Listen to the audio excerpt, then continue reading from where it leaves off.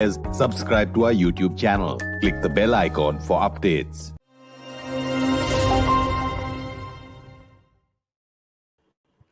This is StratNewsGlobal. I'm Amitabh Ravi, and a warm welcome to all our viewers who are joining us live, and a welcome to those who will pick up this stream later on our YouTube channel.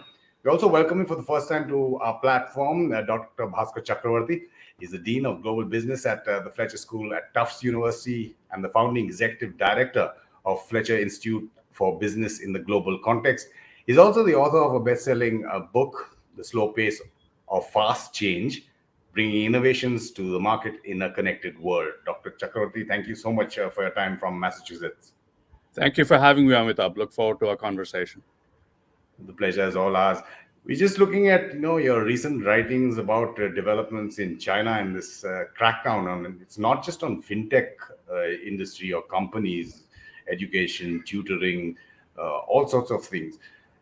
Now, from government sources or reports within China, it's for regulatory reasons or security concerns, which is kind of ironic coming from the CCP. But what is the reason first, if I can ask you to analyze, for what's happening in China for the last year or a little bit more?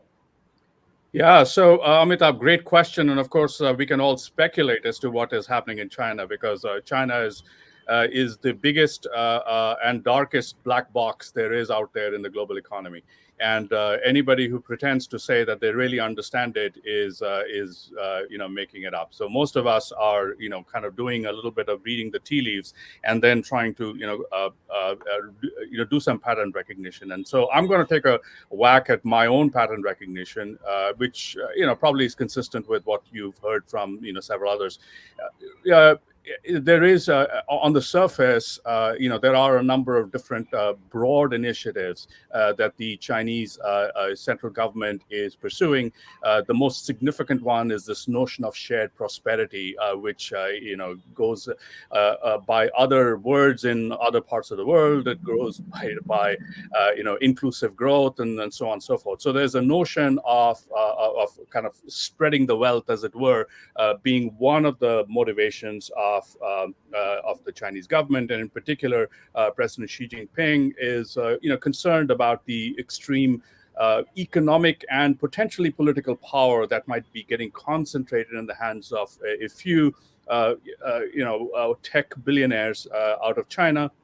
And the dispersion of attention and dispersion of that political power across a wide swath of, basically young Chinese followers of the digital ecosystem. So, if I'm, running an autocratic regime, those two forces are ones that I want to bring under control.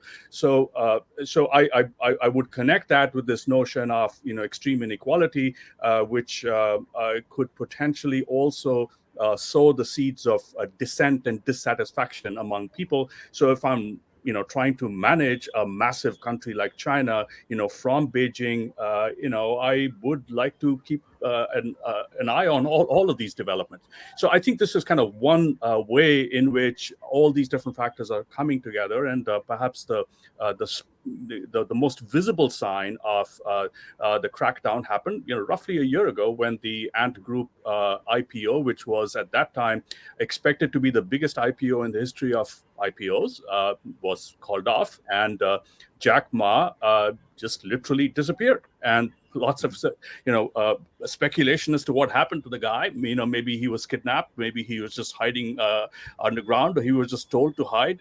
Whatever the reasons are, it's like taking the most visible face in the private sector, and not just visible within China, but visible globally, just disappeared. And that's almost overnight. And from that point on, you could see a series of moves on the part of the Chinese government to kind of rein in the industry. And as you said, Amitabh, it's not just the tech industry; it's a number of other industries that are related to tech, whether it's online tutoring or even kind of following on gaming, for online celebrities. So there's a thematic pattern here, which is control. And so that's kind of one thing that I'd keep an eye on. Now, sorry for going on for so long, but as I mentioned, this is a big black box, and you kind of has a lot of surface area to cover. There's a different thing that could be going on here, which I also believe is something that we should be keeping an eye on, which is that the Chinese state has been cracking down on tech. And of course, that crackdown has cost them dearly. The Chinese stock market has taken a beating. About 1.5 trillion since the beginning of this year has been lost in the stock market. And in terms of private equity and venture money, a lot of it has fled China, at least in the near term. And those are all worrisome signs, not just for the private sector, but for the government as well. However, this crackdown is primarily focused on the consumer tech side of the business. And if you think about the other side of the business that has to do with enterprise tech, it has to do with essentially connected to corporate data and corporate technology, or military data and military technology, there the Chinese government has actually been stepping on the pedal here. And and there's a different set of motivations which are at work, which is the kind of the geopolitical race with the United States in particular, in terms of who's going to win the next generation of the tech war, as it were, primarily to do with data and artificial intelligence. So there are kind of multiple stories that are playing out here, which is what makes this so incredibly interesting and so absolutely confounding and baffling.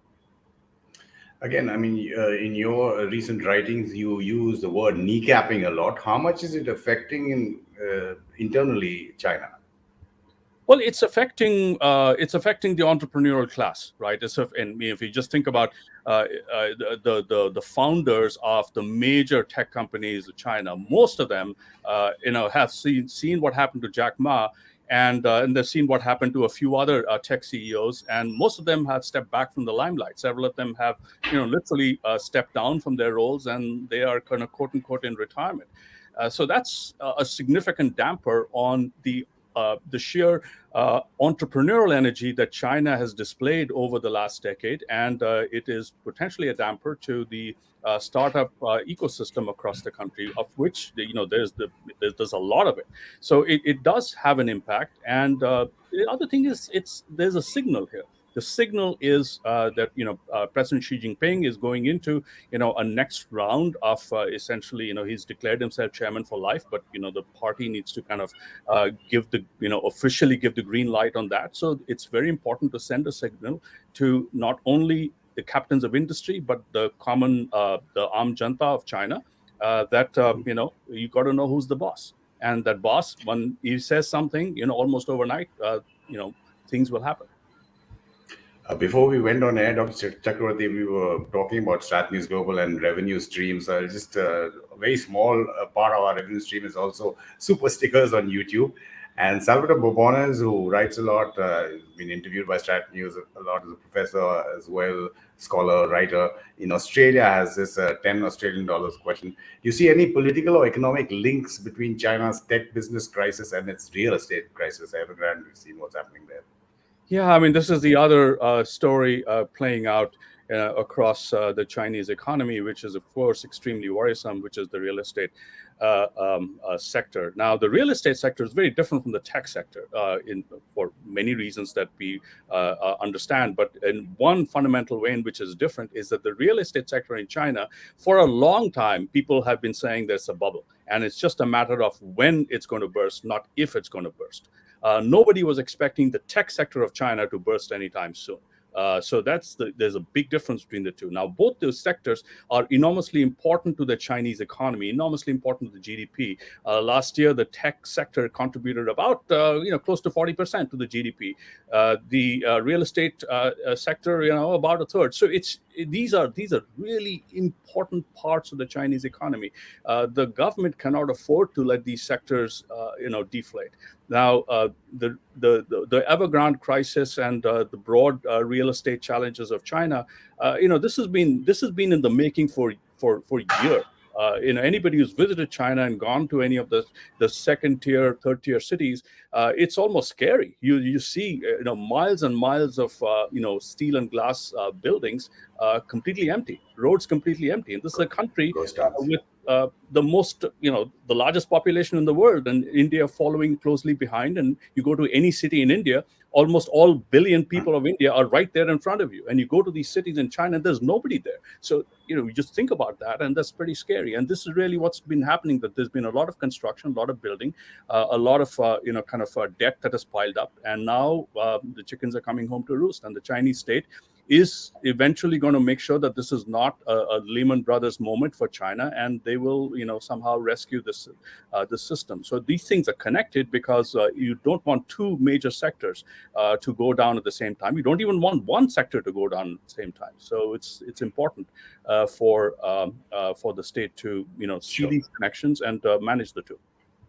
Now, part of what's happening as a result of the crackdown, whether it's on fintech, is money that would have normally gone into China looking for other avenues.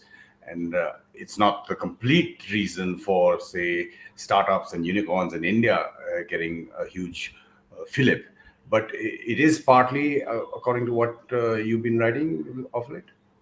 Yeah, I mean, of course, investors have been spooked, and people who invest in the public markets or in the private markets are kind of watching all these developments, and they're kind of wondering, is this time to get out of China? Of course, nobody firmly believes that they will leave China, on a long-term basis, because it's still the most important economy in the world, despite all this, and it's a big economy. It's still growing fast, and of course, post-pandemic, China has got, they've got a zero tolerance policy for COVID. These guys have their act together in terms of how to manage their way past the pandemic. So there's a lot of positive aspects of China that investors can't, turn their backs on. That said, in the near term, they are extremely worried. So when you think about the more nimble investors, particularly the ones in private equity, hedge fund, venture space, classic example being Tiger Global Management, which is among the more prominent players in the private space. Their movements have been sort of I think a key indicator. They were heavily invested in China. Of course, they were also invested in India, but not to the same extent in terms of their focus on China. And over the literally over the past year, you can see the Tiger's gaze having shifted from China to India, and part of the reason why we're seeing so much interest in India, particularly in the startup ecosystem, and everybody's celebrating the fact that this is the first time in, I don't know, like 8 years that India has had more unicorns than China. That's all very exciting. Part of it is that there's a lot of this money, hot money flowing in, because Tiger has gone in, SoftBank has gone in.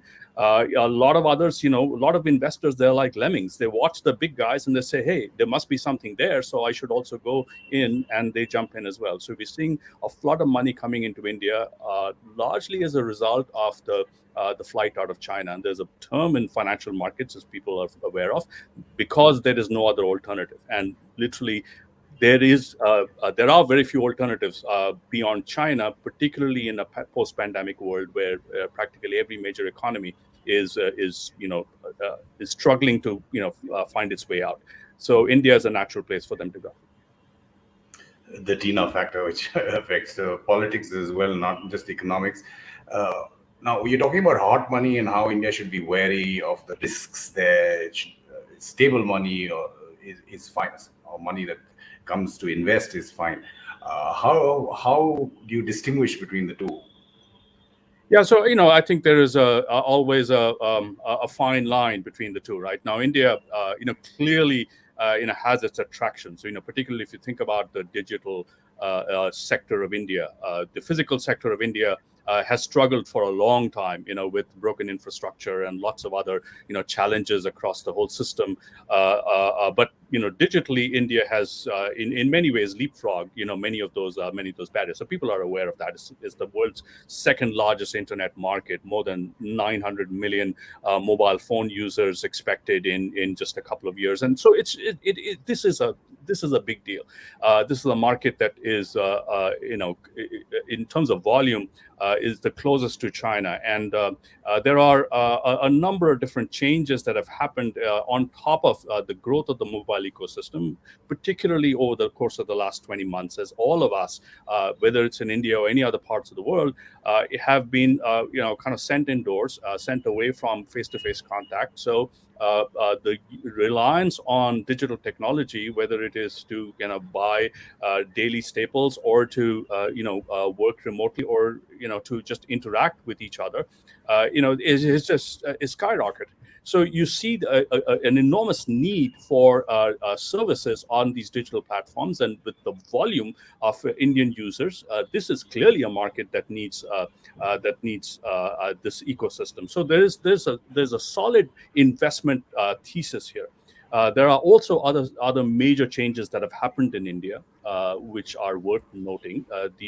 In particular, the unified payment interface has been significant in enabling something like digital payments in a profound way, in a way that India has managed to transition from a cash intensive economy to something that is much more sort of digitally enabled, something that Narendra Modi couldn't accomplish in his demonetization move in 2016. He tried to do it in kind of a one fell swoop way, but the country went right back to its love for cash almost a year after demonetization. So it's here this change is likely to be more sticky. So lots of reasons why there is good a good investment thesis here. However, the thing that I worry about is that a lot of the money that has come in because there aren't any other alternatives. And when all this money comes together at all in one fell swoop, there are many reasons to kind of wonder, is there going to be a moment of reckoning? And there is, I have a number of different concerns that I'm happy to run down the list of my concerns. But let me just sort of pause here in case I've been going on for too long. No, please go ahead on that. And in terms of some of our viewers are saying, what reforms should India take in order to attract more global investment? Sure. Yeah. So I think the reforms question, hinges on the particular areas of concern. So let me just sort of highlight 5 of them. Mm-hmm. Concern number 1 is the Indian consumer herself or himself, right? So this is, of course, a dynamic, middle class, a growing middle class, and it's been beaten down by the pandemic and has gone through an enormous amount of suffering. But this is a consumer that wants to get back, and this is part of the Indian resilience that we're seeing shining through. And but this is a consumer that's also used to bargains. Consumers in India love low prices. Now, what that means is that you have all these different consumer-led digital companies which have to spend some money in setting up their ecosystem, setting up their platforms, and as they scale up, that costs money. It's unclear to me that so many different players will be able to make money with deep discounts. Or even be able to survive with such thin margins. So that's sort of issue number 1. Issue number 2 that I would worry about is that all these private equity venture players, they're not there because they just need to park their money somewhere. These are hard-nosed investors, and they are looking for an exit. They're looking for a return on their money. And then when you start asking the question, where is the exit pathway? Usually the exit pathway for these companies is either an IPO or there's a big corporate buyer that buys you up. So of course everybody's been excited by the Zomato IPO, and there's talks of lots of other big name companies that are waiting to get out. But the Indian market doesn't have a track record of big IPOs. So the breadcrumb trail is sort of non-existent. So I'm not sure there are going to be that many IPOs coming out of India that can justify so much money going in. In terms of the large corporate exits, yeah, sure. Walmart has made a big investment in Flipkart, and Google and Facebook have been pouring some money into India. But there aren't that many big companies, either Indian or global, who are waiting to snap up all these Indian companies. At least not for now. So the exit possibilities are limited relative to the amount of money that's come in. So I think there's an imbalance there. I think there's a third issue to worry about, which is the extremely frustrating nature of the regulatory system in India. Indian regulators, half the time they're obtuse. It's hard to understand what's going on. And there's some political issue in the back, and then suddenly the regulators come out with some pronouncement, and it's usually driven by the state of politics in the country, and that's particularly in the digital sector. That's been quite confounding, and it's been a challenge for most digital companies. So the regulatory system in India creates an enormous amount of political risk, and that's a problem. That's a problem for not just the social media companies, but for every digital company that is operating in India. Fourth problem is that when you think about the digital businesses in India, most of the businesses that have got money from these investors, they're not all digital. There's one part of it which is digital. The other part of it actually relies on the physical infrastructure. So if I'm an e-commerce company, you do all the upfront stuff digitally, but ultimately there is somebody who has to appear at your door and deliver a package to you. Now, completing that second part requires a physical infrastructure, which India has still been slow in terms of closing the gap. So there's an enormous backlog in terms of closing the infrastructure gap, and that's not just the backlog in terms of roads, ports, and bridges, but also the human infrastructure. India, of course, has one of the youngest populations in the world, tremendous potential, but it is an unskilled population. Largely, the educational systems, we haven't seen that much investment in them relative to the size of the talent pool here. So we don't have enough in terms of people who can populate the entire human value chain, as it were. So there is a problem with scaling up all these ideas, which rely on physical and human infrastructure. And finally, a big question is how much of this digital activity has been stimulated by the pandemic. And already, with the numbers going down across the country, we're seeing people coming out, because India, inherently, people love to see each other. There's a notion of face-to-face. I can't just keep buying cauliflower on the internet. People like to go and pick up the cauliflower and press it, or buy fish in a market. I grew up in a Bengali neighborhood in New Delhi.